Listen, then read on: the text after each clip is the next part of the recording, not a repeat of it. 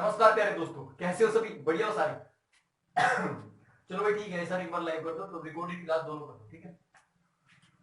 चलो दोस्तों, जितने भी स्टूडेंट है, प्यारे स्टूडेंट, प्यारे विद्यार्थी जितने भी हो सभी हमारे लिए तो इम्पोर्टेंट ही हो। आओ चलो अब नेक्स्ट का टॉपिक स्टार्ट करते हैं। चैप्टर फर्स्ट है आपका नेशनलिज्म इन यूरोप, और उसमें हेडिंग बाय हेडिंग में कंसेप्ट क्लियर करा रहा हूं आपके। इससे बेस्ट क्लास आपको नहीं मिल पाएगी, ना ही स्कूल में मिले और ना ही किसी यूट्यूब चैनल पे मिलने की। दोस्तों यूट्यूब पे क्या है कि 2 पार्ट में पूरा चैप्टर अपलोड कर देते हैं।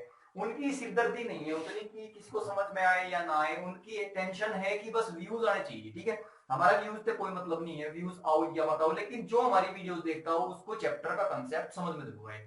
अब जैसे आज का टॉपिक हमारा है, जैसे मैंने पहले पढ़ाया था आपको, पहले national French revolution and ideas of nation पढ़ा था। आज की हमारी सेकंड हेडिंग है जिसपे ऊपर आज हम पढ़ेंगे the making of nationalism in Europe. Europe के अंदर राष्ट्रवाद, या ठीक है, नेशनलिज्म होता है राष्ट्रवाद इन यूरोप, यूरोप के अंदर राष्ट्रवाद बढ़ना या यूरोप के अंदर राष्ट्रवाद होना। अब देखो, राष्ट्रवाद मैंने बताया था, नेशनलिज्म होता है राष्ट्रवाद। नेशनलिज्म होता क्या है? अपने देश से प्यार करने वाला नेशनलिस्ट होता है, और अपने देश के प्यार में, अपनी देशभक्ति में कोई विश्वास रखता हो तो उसको हम नेशनलिज्म बोलते हैं, ठीक है। नेशनलिज्म, राष्ट्रवाद, राष्ट्रवाद की घटनाएं, क्रांतिकारी लोग करते थे राष्ट्रवाद की घटनाएं, ठीक है। तो वो क्या होता है? रिवोल्यूशनरी, ठीक है, क्रांतिकारी। और क्रांतिकारी क्या चाहते थे? क्रांतिकारी सबसे अगर देखें तो क्रांतिकारी अपने आप को शो करता था कि मैं नेशनलिस्ट हूं, मैं नेशनलिस्ट हूं, मैं राष्ट्रवादी हूं। आप भी राष्ट्रवादी हो, यू आर, ठीक है, nationalist, and I am also nationalist. मैं भी राष्ट्रवादी हूं, आप भी नेशनलिस्ट हो, ठीक है। हमारी फैमिली भी नेशनलिस्ट है। इंडिया में रहने वाला प्रत्येक नागरिक इंडिया का नेशनलिस्ट है। उसी तरह यूरोप के जो आदमी थे, कुछ ऐसे आदमी थे यूरोप के अंदर जो अपने आप को नेशनलिस्ट मानते थे, ठीक है, और उन्होंने ही नेशनलिज्म की घटना को अंजाम दिया, उन्होंने ही नेशनलिज्म यूरोप के अंदर बढ़ाया। तो हम हेडिंग्स पढ़ेंगे। सबसे पहले, Germany, Italy and Switzerland were divided into kingdoms. Dutch kingdom, Dutch and contains, ठीक है, कैंटोन्स। ये अगर हम बात करें इसकी तो कैंटेनो बोलते हैं इसको, ठीक है, कैंटेनो। तो Dutch and cantons whose ruler had their autonomous territories. Sir इसका मतलब मींस क्या है? एक बार दोबारा पढ़ते हैं इसको। Germany, Italy and Switzerland were divided into kingdoms. Dutch and contains who ruler had their autonomous territories। इसके बारे में देखो, मैं आज बताऊं, आज के टाइम पे जैसे आपने देश देखा, आज के टाइम पे जैसे जर्मनी है, आज के टाइम पे इटली है, और आज के टाइम पे तो स्विट्जरलैंड है। उस टाइम जैसे आज है ये, उस टाइम पे नहीं थे। सर किस टाइम पे नहीं थे? तो 18th सेंचुरी का जो मिड सेशन था, 18वीं शताब्दी के मध्य में, ठीक है। 18वीं शताब्दी का मध्य क्या होगा? 1850 हो गया, नॉर्मली सी बात है। तो 18वीं शताब्दी की अगर मैं बात करूं तो 18वीं शताब्दी के मध्य में, मिडिल एज में, ये ऐसे नहीं थे, इनका बहुत बुरी कंडीशन इनकी थी, ठीक है। तो आज के टाइम पे तो मॉडर्न एंड डेवलप कंट्री है, लेकिन उस टाइम पर नहीं थे ये। कब? 18वीं शताब्दी के मध्य में ये ऐसे नहीं थे जैसे आज है। उसके बाद इन देखो, ये कुछ जैसे किंगडम्स थे, जैसे डच थे, कॉन्टेंट्स थे, ठीक है, इन पे निरंकुश राजा जो थे आपके, वो शासन करते थे। अगर हम बात करें उससे जस्ट टॉपिक के बाद में, तो थोड़ा सा हम ध्यान रखेंगे। ध्यान रखने वाली यही बात है कि उस समय जो डच थे और राजशाही थे, ठीक है, डच राजशाही और कैंटेनों में बटे हुए थे। यहाँ की जो जनता है वो जनता डच, ठीक है, डच और कैंटेन और जो राजशाही परिवार थे उनमें बटे हुए थे लोग बाग, ठीक है। तो 3 तरह से बटे हुए थे। उसके बाद आता है ये शासक स्वतंत्र जो थे, स्वतंत्र क्षेत्र थे इनके। स्वतंत्र क्षेत्र का मतलब होता है इनके खुद के अपने क्षेत्र एरिया थे, अपने एरिया थे इनके, ठीक है। इन जो ये किंगडम्स थे इनके अपने अलग प्रांत थे। किंगडम क्या होता है? अभी देखो मैं बताऊं, स्टेट, STATE, स्टेट माने होता है राज्य, ठीक है। और एक होता है किंगडम, KINGDOM, किंगडम, किंगडम होता है प्रांत, ठीक है। अगर हम मॉडर्न लैंग्वेज में कहें, मॉडर्न टाइम में हम एक राज्य को स्टेट बोलते हैं, लेकिन मॉडर्न हम क्लासिकल टाइम में अगर बात करें तो क्लासिकल टाइम में हम उसी स्टेट को किंगडम नाम से जानते थे, किंगडम बोलते थे। तो पहले किंगडम जो थे वो डच वो कैंटेनो, डच कैंटेनो और राजशाही परिवारों में बटे हुए थे। उसके बाद में they did not see themselves as sharing a collective identity or a common culture। उनके पास उनका कोई ना तो कोई आइडेंटिटी थी और ना ही उनकी कोई संस्कृति थी जिसकी वजह से वे अपने आप को शो कर पाए, ठीक है। जैसे आर्यों की जो संस्कृति थी वो थी बड़ों का सम्मान करना, हवन वगैरह करना, वैदिक चीजों का ज्ञान होना। वो आर्यों की जो आर्यों की कल्चर था आर्यों का, उससे शो होते थे कि हाँ भाई इनका ये कल्चर है, ये सुबह जल्दी उठते हैं, हवन करते हैं, वेद पढ़ते हैं, ये कैसे लोग हैं, ये आर्य है। तो यहाँ पे इन लोगों का कोई कल्चर नहीं था, न तो कोई कल्चर था और ना ही कोई आइडेंटिटी। और कल्चर आइडेंटिटी होनी, कल्चर संस्कृति और पहचान होनी ही बताती है कि ये एरिया डेवलप है नहीं है, ठीक है। तो इन लोगों की कोई अपनी आइडेंटिटी नहीं थी। जो इन प्रांतों के अंदर आते थे, किन किन प्रांतों के अंदर, डच के अंदर, कैंटन के अंदर और शाही परिवारों के अंदर जो लोग आते थे, उनकी ना तो कोई अपनी आइडेंटिटी थी और ना ही अपना कोई कॉमन कल्चर था दोस्तों, ठीक है। Is that clear? अब बढ़ते आगे। the Habsburg Empire important है बहुत ज्यादा। the Habsburg Empire ruled over Austria and Hungary। उस टाइम पे क्या था, जो हैम्बर्सबर्ग साम्राज्य था, ठीक है। हैम्बर्सबर्ग साम्राज्य जो था, हैम्बर्सबर्ग, कौन सा, हैम्सबर्ग, इसको हिंदी में लिख देते हैं ऐसे, हैम्सबर्ग, ठीक है। हैम्सबर्ग साम्राज्य जो था दोस्तों उस टाइम पे वो ऑस्ट्रिया और हंगरी का शासन करता था, ठीक है। ऑस्ट्रेलिया नहीं, ऑस्ट्रिया। ऑस्ट्रिया की रानी थी महारानी एलिजाबेथ, जो लुईस की पत्नी थी, ठीक है। लुईस की जो वाइफ थी मैरी एंटोनेट कहां की थी, ऑस्ट्रिया की राजकुमारी थी, ठीक है। और जो ड्यूक मेटरनिक था ना, चांसलर, जिसके बारे में बताऊंगा मैं, ड्यूक मेटरनिक, वो भी ऑस्ट्रिया का ही था, ठीक है। ड्यूक मेटरनिक ऑस्ट्रिया का चांसलर था। तो ध्यान रखना, ऑस्ट्रिया और हंगरी जो दो देश है, इन देशों के अंदर कौन सा साम्राज्य था, तो यहाँ पे हैम्बर्सबर्ग एम्पायर था, हैम्बर्सबर्ग साम्राज्य विकसित था, ठीक है। उसके बाद आता है आपका the other half of the spoke a variety of dialects. अगर हम बात करें हैम्बर्सबर्ग साम्राज्य के बारे में, अगर हम बात करें थोड़ी सी इसके बारे में, हम बताते हैं आपको। देखो पूर्वी जो ईस्ट यूरोप है, अगर सपोज करो मैं आपको बता रहा हूं, एक मैपिंग के थ्रू बता रहा हूं आपको, ठीक है, समझने की कोशिश करियो भाई, ठीक है। देखो ये यूरोप है, सपोज करो ऐसा है कुछ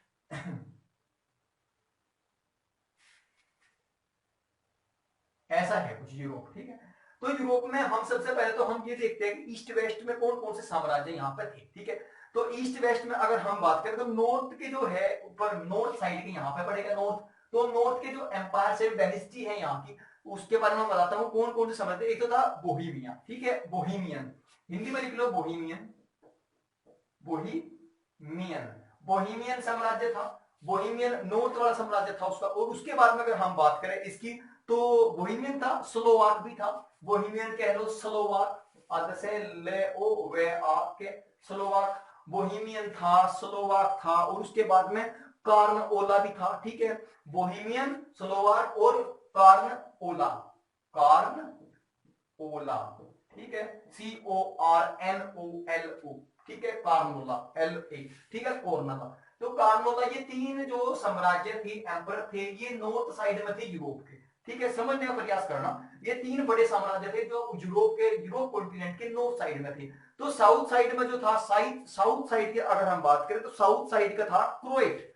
यहाँ पे साउथ साइड है डायरेक्शन, साउथ साइड का जो एम्पायर था उसका नाम था क्रोएट, क्रोएट, क्रोएट, CROAT, क्रोएट, ठीक है, ये साम्राज्य था। अगर हम बात करेंगे ईस्ट साइड की, तो ईस्ट इधर पड़ेगा आपका। ईस्ट साइड में जो यहाँ पे एम्पायर था, ईस्ट में कौन सा एम्पायर था सर, तो ईस्ट में अगर हम बात करें तो ट्रांसिल्वेनिया था, ये ध्यान रखना, कौन सा, ट्रांसिल्वेनिया, ट्रांसिल्वेनिया था। और ट्रांसिल्वेनिया के अंदर जो लोग थे ना, उन लोगों को कहा जाता था राउमन लोग। कौन से लोग, रोग नहीं, लोग, राउमन, रे आ उ में ने, राउमन, राउमन नाम के लोग रहते थे, जिनको देखो, अगर यूरोप के ईस्ट में कोई जाति थी, कोई साम्राज्य था, कोई साम्राज्य था जिसका नाम था ट्रांसिल्वेनिया, और ट्रांसिल्वेनिया के अंदर जो लोग रहते थे उन लोगों को राउमन बोला जाता था। क्या, राउमन उनको बोला जाता था। तो ये ध्यान रखना, मैंने पूरे यूरोप कॉन्टिनेंट के ईस्ट वेस्ट नॉर्थ में बताया आपको, ठीक है। वेस्ट वाले नहीं बताइए, वेस्ट वाला अब मैं बताता हूं आपको। वेस्ट की साइड में, इधर की साइड में और मिडिल साइड में, ठीक है, इधर वेस्ट यूरोप में, इधर वाली साइड, और इधर में मिडिल यूरोप में। तो इधर क्या था, इधर अगर मैं बताऊं आपको, तो इधर जो थे ना, ये मेरे भाई जो ये दो साइड थी, यहाँ पे निरंकुशवाद शासन था। निरंकुशवाद मतलब राजाओं का शासन था। इधर इधर राजाओं का शासन था, बहुत बड़ा शासन था। और इधर सर ईस्ट में क्या था फिर, ईस्ट में तो है। ईस्ट में अगर हम यहाँ पर, तो यहाँ कुलीन वर्ग था। कुलीन वर्ग होते हैं जो अच्छे पैसे वाले होते हैं, कुल कुल से बने होते हैं, ठीक है। कुल का मतलब कुलीन, जिनके पास पुरखों की प्रॉपर्टी होती है और काफी अच्छा उनका पैसा होता है, जमींदारी अच्छी होती है, उनकी हवेलियां होती है, जो सेल्फ डिपेंड होते हैं ज्यादातर। तो जितने भी करोड़पति और रईस आदमी थे वो सारे ईस्ट की साइड में थे। और जो निरंकुश ईस्ट वाले जितने भी थे, इनका जो मेन कोर था, मतलब इनका मेन क्राइटेरिया क्या था, इनका काम क्या था ईस्ट वालों का, जब ये सेल्फ डिपेंड थे, तो इनकी एक बहुत बड़ी, अगर हम बात करें, इनकी एक बहुत बड़ी पॉपुलेशन डिपेंड डिपेंड थी किस पर थी? डिपेंड एग्रीकल्चर पे, एग्रीकल्चर।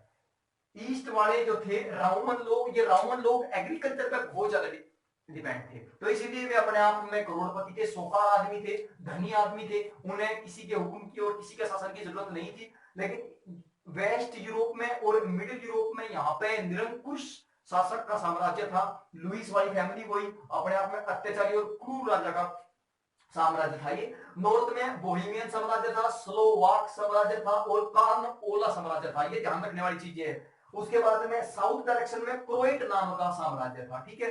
अब उसके बाद आते हैं हम नेक्स्ट टाइप, और यहाँ पे अगर हम बात करें the other half of the spoke a variety of डिलेक्ट्स।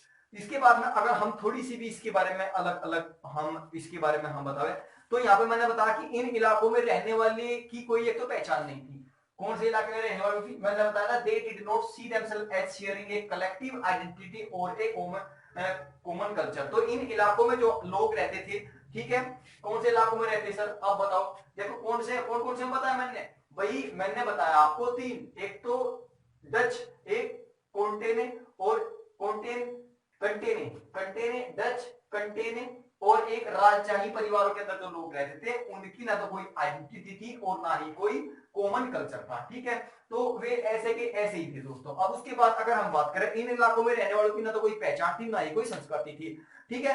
अलग अलग भाषा का ये लोग प्रयोग करते थे, लैंग्वेज भी इनकी डिफरेंट डिफरेंट थी। तो अलग अलग भाषा का प्रयोग करते थे, क्यों करते थे सर? क्योंकि एक तो अलग अलग भाषा बोल लगे, और दूसरा है कि ये अलग अलग समूह थे इनके, इनकी जाति भी अलग अलग थी, ठीक है। ये नहीं कि मतलब सारे को ईसाई है, ठीक, ऐसा नहीं था। अलग अलग कास्ट में बटे हुए थे ये। तो कुछ कोई किसी की कुछ बोली है, किसी की कुछ बोली है। जैसे ही भारत के अंदर अगर हम बात करें, तो भारत के अंदर 22 भाषाएं और 4000 देसी बोलियां हैं, 4000 लोकल लैंग्वेज है इंडिया के अंदर। तो ऐसे ही वहां की जो लैंग्वेज थी वो अलग अलग थी। ये एरिया है, इसकी लैंग्वेज अलग है, वो एरिया है, उसकी लैंग्वेज अलग है। आप जाओगे उत्तर प्रदेश में, अगर आप वेस्ट में आते हो हमारे इधर, तो आपको सुनने को मिलेगा, हाँ भाई क्या कैसा है, ठीक है। फिर उधर धीरे धीरे पूर्व की साइड में जाओगे तो बोलेंगे ना, अरे कहाँ गए हो, ठीक है, ऐसा बोल रहे हैं ना। तो मतलब ये बिहारी लैंग्वेज है, तो इस चीज को भी समझना पड़ेगा हमें, ठीक है। तो मैं बता रहा हूँ ये सारी चीजें। तो लैंग्वेज जो है वो एरिया के हिसाब से चेंज होती रहती है। तो वहां पर बताया कि ये ना तो इकट्ठे थे, इनका साम्राज्य बड़ा साम्राज्य था, इनका अलग अलग तरह के लोग रहते थे, डिफरेंट डिफरेंट टाइप्स की लैंग्वेज यूज करते थे, ठीक है। अब उसके बाद ऑस्ट्रिया और हंगरी, ये दो देश बताए मैंने, ऑस्ट्रिया और हंगरी, ठीक है। तो ऑस्ट्रिया और हंगरी पर जो शासन करने वाला वंश था वो था हैम्बर्सबर्ग साम्राज्य। हैम्बर्सबर्ग साम्राज्य बताया मैंने, हैम्सबर्ग साम्राज्य जो था इसका शासन था ऑस्ट्रिया पे और हंगरी पे, ठीक है। उसके बाद कई अलग अलग क्षेत्रों और जन समूह से जोड़कर बनाया गया था।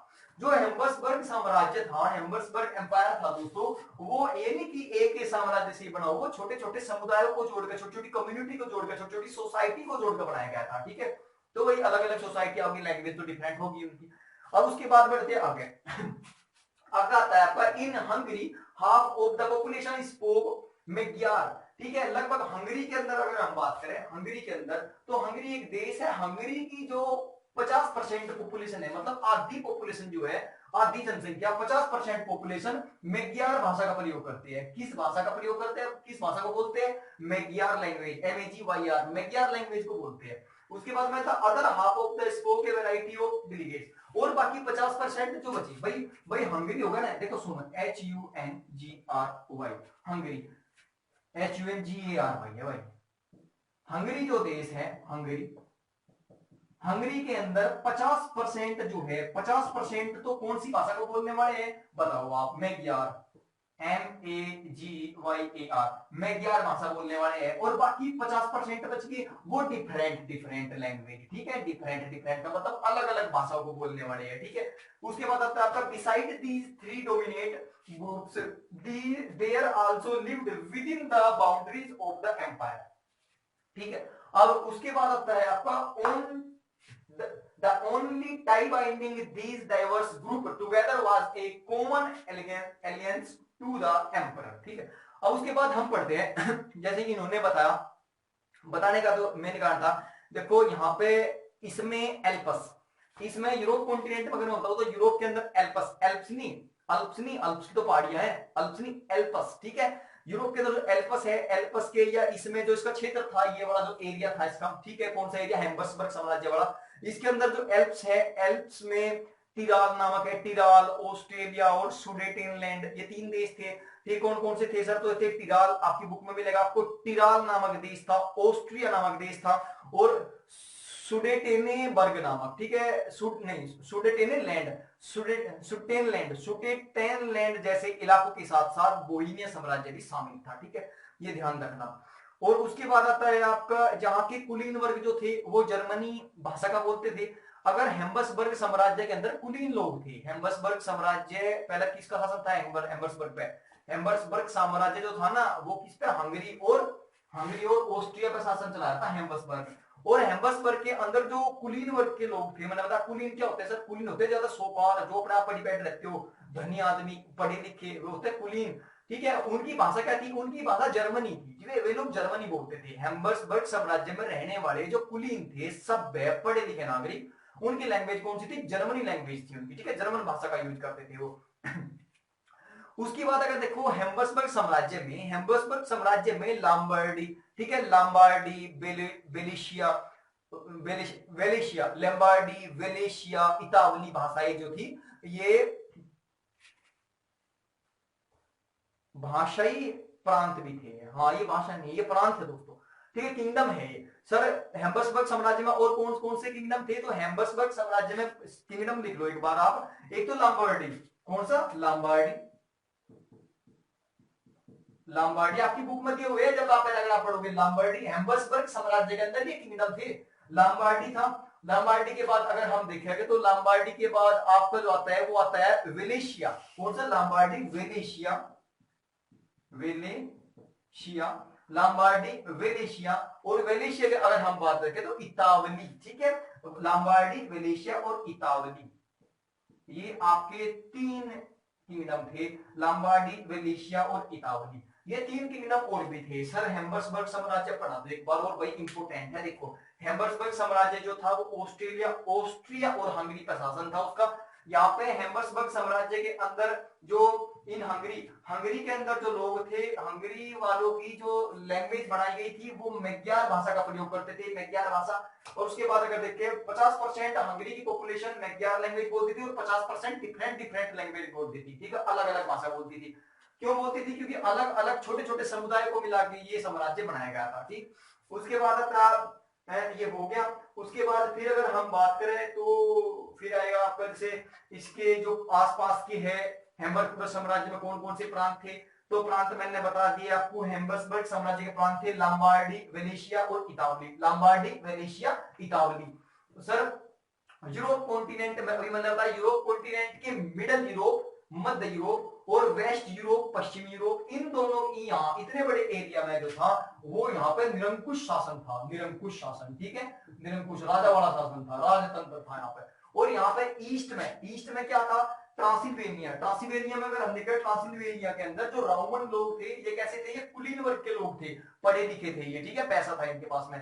और नॉर्थ में अगर देखें, नॉर्थ यूरोप के अंदर कौन कौन से एम्पायर थे, तो नॉर्थ यूरोप में ब्रेमियन था, स्लोवाक था, कार्नओला था, ये इंपोर्टेंट है। और साउथ यूरोप के अंदर एक ही था, इंपोर्टेंट है बहुत ज्यादा, सबसे ज्यादा इंपोर्टेंट यही है, साउथ यूरोप के अंदर था कोएट, ये कोएट नाम का था। तो इससे ज्यादा कोई पूरी हेडिंग में नहीं मिलेगा आपको, अपनी बुक्स उठाकर देख लो। बाकी मैं अगर आप व्हाट्सएप पे हमें ऐड करते हो तो हम नोट्स वगैरह पीडीएफ डाल देते हैं, कोई बात नहीं।